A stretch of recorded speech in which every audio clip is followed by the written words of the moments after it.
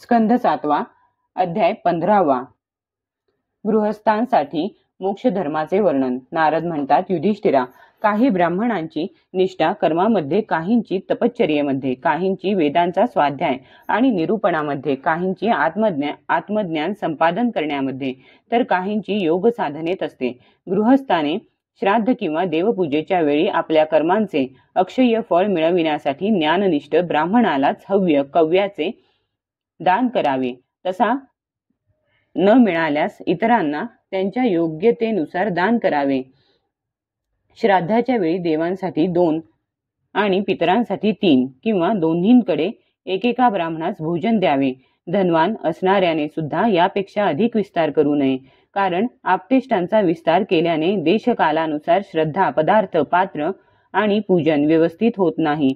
देश आणि काळ जुळून आल्यावर मुनींना देण्यायोग्य शुद्ध अन्न भगवंतांना नैवेद्य दाखवून श्रद्धेने आणि विधीपूर्वक सत्पात्र व्यक्तीस दिले असता ते सर्व कामना पूर्ण करणारे अक्षय फळ देते। अन्न समर्पण करतेवेळी देव, ऋषी, पितर, अन्य प्राणी, स्वजन आणि स्वतःला सुद्धा परमात्म स्वरूपात पहावे।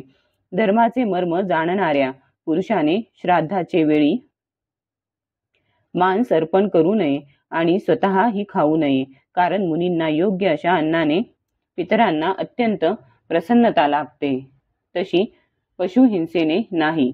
ज्या लोकांना सधर्म पालनाची इच्छा आहे त्यांच्यासाठी कोणत्याही प्राण्याला काया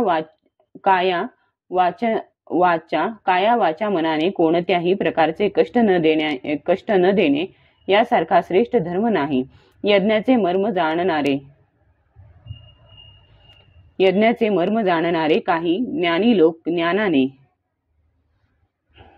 प्रज्वलित केलेल्या आत्मसंयमरूप अग्नीमध्ये कर्ममय यज्ञांचे हवन करतात आणि बाह्य क्रियाकर्मांपासून विरक्त होतात। जेव्हा एखादा पशु पुरोडाशादी द्रवमय यज्ञांनी यजन करू इच्छितो, तेव्हा आपल्या प्राणांचे पोषण करण्यासाठी हा निर्दय मूर्ख आपल्याला निश्चितपणे मारील या विचाराने सर्व प्राणी घाबरून जातात।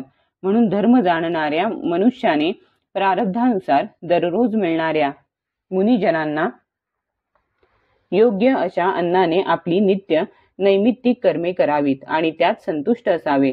विधर्म, परधर्म, आभास, उपमा आणि छल या अधर्माच्या 5 शाखा आहेत। अधर्माप्रमाणेच या सर्वांचाच धर्म जाणणाऱ्या पुरुषाने त्याग करावा। धर्मबुद्धीने करून सुद्धा ज्या कर्मामुळे आपला धर्म बिघडतो तो विधर्म होय। आपल्याखेरीज अन्य माणसासाठी उपदेश केला गेलेला धर्म परधर्म होय। पाखंड किंवा दंभ म्हणजे उपधर्म किंवा उपमा होय। शास्त्रवचनांचा विपरीत अर्थ लावणे हा छल होय। आपल्या आश्रमाहून वेगळ्या धर्माला माणूस स्वेच्छेने धर्म मानतो तो आभास होय। आपापल्या स्वभावाला अनुकूल जो वर्णाश्रम धर्म असतो तो कोणाला शांती देणार नाही बरे। निर्धन अशा धर्मात्म्या पुरुषाने शरीर निर्वाहासाठी किंवा धर्मासाठीही धन मिळविण्याचा प्रयत्न करू नये, कारण कोणत्याही प्रकारचे प्रयत्न न करता अजगराची जशी उपजीविका चालते त्याचप्रमाणे निवृत्तीपरायण पुरुषाची निवृत्तीच त्याची उपजीविका चालविते। आत्मसुखात रममाण होणाऱ्या निष्क्रिय पण संतुष्ट पुरुषाला जे सुख मिळते ते जो इच्छेने आणि लोभाने धनासाठी वणवण हिंडतो त्याला कसे बरे मिळू शकेल। जसे पायात जोडे घालून चालणाऱ्याला काट्या कुट्यांची भीती वाटत नाही, त्याचप्रमाणे ज्याच्या मनात संतोष आहे त्याला नेहमी सर्व काही सुख असते। राजा, माणूस फक्त पाण्यावर सुद्धा संतुष्ट राहून जगत नाही का? परंतु जननेंद्रिय आणि जीभ यांच्यामुळे दीनवाणा होऊन बिचारा कुत्र्यासारखा जगतो। असंतुष्ट ब्राह्मणाचे इंद्रिय लोलुपतेमुळे तेज, विद्या, तपश्चर्या आणि यश क्षीण होतात आणि त्याचे ज्ञानही नाहीसे होते। तहान आणि भूक शमल्यानंतर खाण्यापिण्याची इच्छा संपते। आपले काम झाल्यानंतर क्रोध सुद्धा शांत होतो। परंतु जरी माणसाने पृथ्वीवरील सर्व दिशांकडील राज्य जिंकून घेतले आणि त्यांचा उपभोग घेतला तरी लोभाचा शेवट होत नाही. अनेक विषयांचे जाणकार, शास्त्रातील शंकांचे समाधान करणारे आणि विद्वानांच्या सभांचे सभापती असणारे विद्वान सुद्धा असंतोषामुळे अधःपतित होतात. संकल्पांचा त्याग करून कामाला, कामनांचा त्याग करून क्रोधाला, अर्थाला अनर्थ समजून लोभाला आणि तत्वविचाराने भयाला जिंकले पाहिजे. अध्यात्मविद्येने शोक आणि मोह यांवर, संतांच्या सेवेने दंभावर, मौनाच्या द्वारा योग साधनेतील विघ्नांवर आणि शरीर प्राण इत्यादींना क्रियाशून्य करून हिंसेवर विजय मिळविला पाहिजे. आधी भौतिक दुःखाला दयेने, आधी दैविक वेदनांना समाधीने आणि आध्यात्मिक दुःखाला योगबलाने, तसेच झोपेला सात्विक गोष्टींच्या सेवनाने जिंकले पाहिजे. सत्वगुणाच्या योगाने रजोगुण, तमोगुणांवर आणि विरक्तीने सत्वगुणावर विजय मिळवला पाहिजे. श्री गुरु भक्तीने या सर्वांवर माणसाला सहज विजय मिळवता येतो. हृदयामध्ये ज्ञानाचा दिवा तेवत ठेवणारे गुरुदेव साक्षात भगवंतच आहेत. जो दुर्बुद्धी पुरुष त्यांना सामान्य माणूस समजतो त्याचे सर्व शास्त्रांचे श्रवण हत्तीच्या स्नानाप्रमाणे व्यर्थ होय. मोठमोठे योगेश्वर ज्यांच्या चरणकमलांच्या अनुसंधानात राहतात, प्रकृती आणि पुरुषाचे अधीश्वर असलेले ते गुरु साक्षात भगवंतच असतात. लोक त्यांना अज्ञानाने माणूस समजतात. शास्त्रामध्ये जितके नियम सांगितले आहेत त्यांचे तात्पर्य हेच आहे की कामादी 6 शत्रूंवर, 6 इंद्रियांवर विजय मिळवावा. एवढे करूनही जर त्या नियमांनी भगवंतांचे ध्यान करता आले नाही तर सारा खटाटोप व्यर्थ आहे. जसे शेती, व्यापार इत्यादी आणि त्यापासून मिळणारे फळ सुद्धा योग साधनेचे फळ, जे भगवत प्राप्ती, योग साधनेचे फळ जे भगवत प्राप्ती ते देऊ शकत नाही. त्याचप्रमाणे दांभिक माणसाने केलेली लोकोपयोगी किंवा यज्ञ यागादी कर्मे कल्याणकारी होत नाहीत, ही उलट अनर्थकारक फळ देतात. जो आपल्या मनावर विजय मिळवू इच्छितो त्याने आसक्ती आणि संग्रह यांचा त्याग करून संन्यास ग्रहण करावा. एकांतात एकट्यानेच राहावे आणि भिक्षेवर मिळालेले मर्यादित भोजन करावे. राजा पवित्र आणि सपाट जमिनीवर आपले आसन अंथरावे आणि त्यावर सुखावह रीतीने 8 व स्थिर बसून ओंकाराचा जप करावा. जोपर्यंत मन विषयांपासून परावृत्त होत नाही तोपर्यंत नाकाच्या टोकावर दृष्टी एकाग्र करून पूरक, कुंभक आणि रेचक करून प्राणायाम करावा. बुद्धिमान माणसाने कामनांच्या आवेगाने भटकणारे चित्त जेथे जेथे जाईल तेथून त्याला परत खेचून आणून हळूहळू हृदयात स्थिर करावे. जेव्हा साधक नेहमी अशा प्रकारे अभ्यास करतो तेव्हा इंधन न मिळालेला अग्नी जसा विझून जातो त्याप्रमाणे थोड्याच काळात त्याचे चित्त शांत होते. अशा प्रकारे जेव्हा कामादी विकार उत्पन्न न झाल्यामुळे सर्व वृत्ती अत्यंत शांत होतात तेव्हा चित्ताला ब्रह्मानंदाचा स्पर्श होतो. पुन्हा ते कधी विकारयुक्त होत नाही. जो संन्यासी अगोदर धर्म, अर्थ आणि कामाचे मूळ कारण असलेल्या गृहस्थाश्रमाचा त्याग करून पुन्हा त्यांचे सेवन करतो तो निर्लज्ज आपणच ओकलेले पुन्हा खातो. जे आपल्या शरीराला अनात्मा, नाशिवंत आणि विष्ठा, कृमी तसेच राख समजले होते तेच मूर्ख पुन्हा त्याला आत्मा समजून त्याची प्रशंसा करू लागतात. कर्माचा त्याग केलेले गृहस्थाश्रमी, व्रतांचा त्याग केलेले ब्रह्मचारी, गावात राहणारा वानप्रस्थ, कर्माचा त्याग केलेले गृहस्थाश्रमी, व्रतांचा त्याग केलेले ब्रह्मचारी, गावात राहणारा वानप्रस्थ आणि इंद्रिय लोलू संन्यासी हे चारही आश्रमांना कलंकभूत आहेत आणि आश्रमांचे विनाकारण ढोंग करतात. भगवंतांच्या मायेने मोहित झालेल्या त्या मूर्खांची कीवच केली पाहिजे. आत्मज्ञानाने ज्याच्या सर्व वासना नष्ट झाल्या आहेत आणि ज्याने आपल्या आत्म्याला परब्रह्मस्वरूप जाणले आहे तो कोणत्या इच्छेने आणि कशासाठी इंद्रियांच्या अधीन होऊन आपल्या शरीराचे पोषण करील. उपनिषदांमध्ये असे सांगितले आहे, शरीर रथ आहे, इंद्रिये घोडे आहेत, इंद्रियांचा स्वामी मन लगाम आहे, शब्दादी विषय रस्ता आहे, बुद्धी सारथी आहे, चित्त हेच भगवंतांनी निर्माण केलेली बांधण्याची मोठी दोरी आहे. 10 प्राण धुरा आहेत, धर्म व अधर्म चाके आहेत आणि यांचा अभिमान जीव रथी म्हटला गेला आहे. ओंकार हेच त्या रथीचे धनुष्य आहे. शुद्ध जीवात्मा बाण आणि परमात्मा लक्ष आहे. ह्या ओंकाराच्या जपाने अंतरात्म्याला परमात्म्यामध्ये लीन केले पाहिजे. राग, द्वेष, लोभ, शोक, मोह, भय, मद, मान, अपमान, दुसऱ्यांच्या गुणांमध्ये दोष पाहणे, कपट, हिंसा, मत्सर, दुराग्रह, प्रमाद, भूक आणि निद्रा हे आणि असेच अनेक जीवांचे शत्रू आहेत. त्यांमध्ये रजोगुण आणि तमोगुण प्रधान वृत्ती प्रबळ शत्रू आहेत. काही वेळा सत्वगुण प्रधान वृत्ती सुद्धा शत्रू असतात. हा मनुष्य शरीर रूप रथ जोपर्यंत आपल्या स्वाधीन आहे आणि सर्व इंद्रिये कार्यरत आहेत तोपर्यंत श्री गुरुदेवांच्या चरणकमलांच्या सेवेने धारदार केलेल्या ज्ञानाची तीक्ष्ण तलवार घेऊन भगवंतांच्या बळावर या शत्रूंचा नाश करून स्वराज्य सिंहासनावर विराजमान व्हावे आणि नंतर अत्यंत शांतपणे या शरीराचा सुद्धा त्याग करावा. अन्यथा बेसावध जीवाला हे इंद्रिय रूप दुष्ट घोडे आणि दुर्बुद्धी रूप सारथी भलत्याच रस्त्याने घेऊन जाऊन विषय रूप लुटारूंच्या हातात देतील. ते चोर, सारथी आणि घोड्यांसहित या जीवाला मृत्यूचे अत्यंत भय असणाऱ्या घोर अंधकारमय संसाराच्या विहिरीत ढकलून देतील.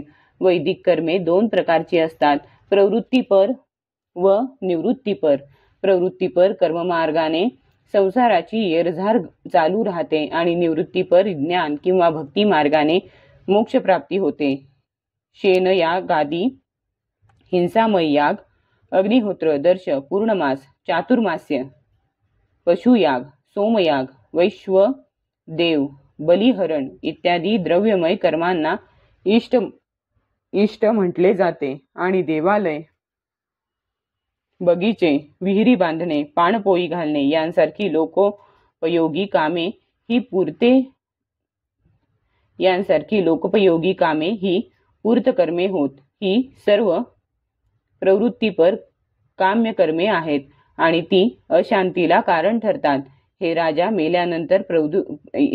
मेल्यानंतर प्रवृत्तीमार्गी पुरुष, चरू, पुरोडाश इत्यादी द्रव्यांच्या सूक्ष्म भागांपासून बनलेले शरीर धारण करून धुमाभिमानी देवतांच्या जवळ जातो. नंतर तेथून अनुक्रमे रात्र, कृष्ण पक्ष आणि दक्षिणायन यांच्या अभिमानी देवतांजवळ जाऊन चंद्रलोकात जाऊन पोहोचतो. तेथून पुण्यभोग भोगून झाल्यावर त्याचा तेथील देह नाहीसा होऊन पावसाच्या वृष्टीतून त्याचा सूक्ष्म देह अनुक्रमे वनस्पती अन्न आणि वीर्य यांच्या रूपात परिणत होऊन पितृयान मार्गाने पुन्हा या लोकात जन्म घेतो. अशा रीतीने त्याच्या पुण्यकर्मानुसार त्या लोकांत जाऊन पुण्यभोग संपल्यावर पुन्हा जन्म घेतो. गर्भाधानापासून अंत्येष्टीपर्यंतच्या सर्व संस्कारांनी युक्त असलेला निवृत्ती मार्गी द्विज सर्व द्रव्य यज्ञांचे ज्ञानाने प्रज्वलित झालेल्या इंद्रियांमध्ये हवन करतो. इंद्रियांना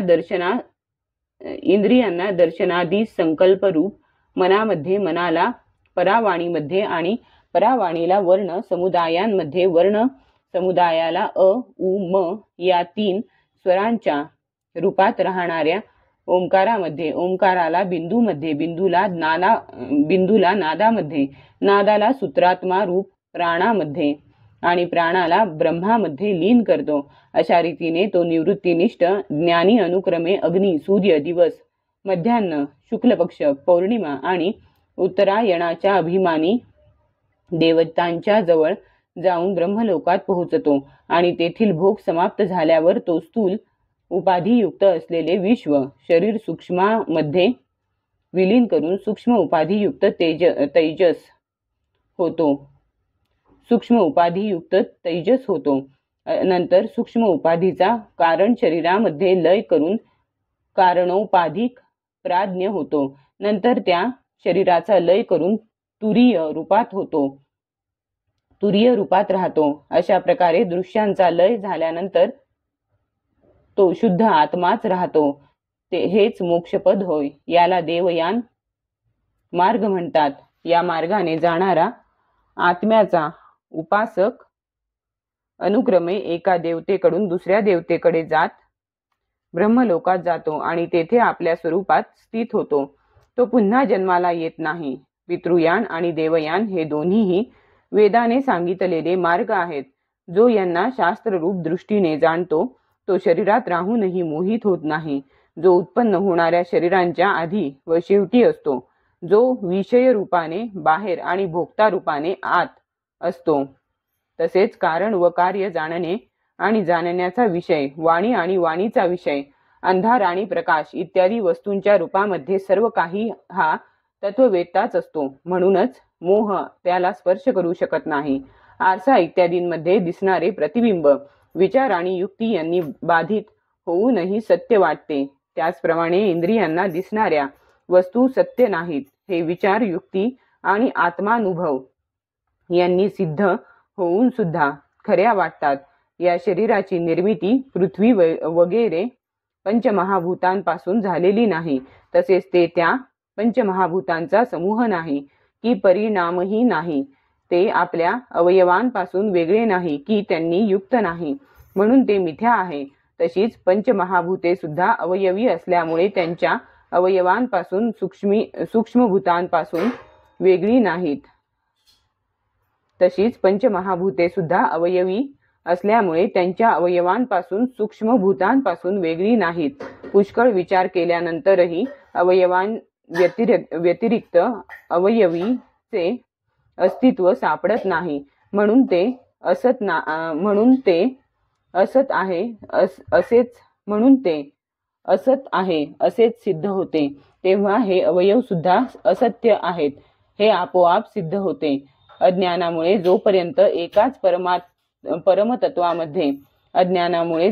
एकाच परमतत्वामध्ये अनेक वस्तूंचे भेद जाणवतात, तोपर्यंत सारखेपणामुळे हा भ्रम राहतो की ज्या वस्तू अगोदर होत्या त्याच आताही आहेत. स्वप्नात ज्यामध्ये जागृती, झोप इत्यादी अवस्थांचे वेगवेगळे अनुभव स्वप्न असेपर्यंत सत्य असतात, तसेच अज्ञान असेपर्यंत विधी